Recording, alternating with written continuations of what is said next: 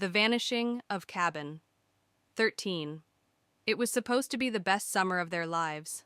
30 boys, aged 12 to 16, arrived at Camp Hollow Creek, deep in the woods of Maine. The camp had been closed for decades, but this summer it was reopening under new management. The boys, full of excitement, were divided into 3 cabins: Cabin 11, Cabin 12, and the largest, Cabin 13. From the very first night, something felt off. The counselors noticed that the boys in Cabin 13 were quieter than the others. They didn't join the campfire songs or participate in games. At night, other campers heard strange whispers coming from their cabin, but when counselors checked, the boys were always asleep, or at least pretending to be. Then, on the 4th night, everything went wrong. A blood-curdling scream echoed through the camp just past midnight. The counselors rushed to Cabin 13, throwing open the door. The room was empty. All 10 boys were gone.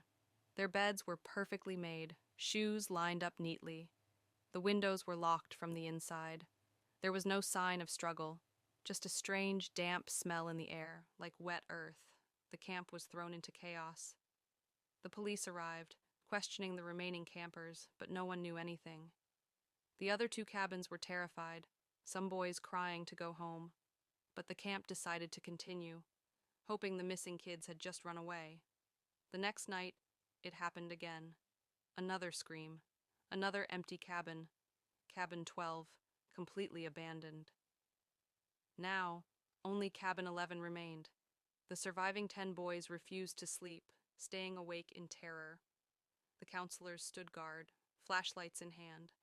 But as the night crept on, an unnatural fog rolled in, thick and suffocating. The temperature dropped. And then the lights went out. When the sun rose, Cabin 11 was empty. Every single camper gone.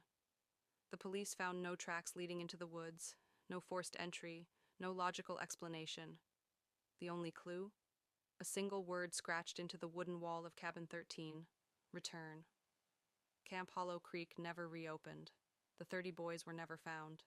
And to this day, hikers near the abandoned camp say that if you listen closely on a quiet night, you can still hear the whispers of Cabin 13,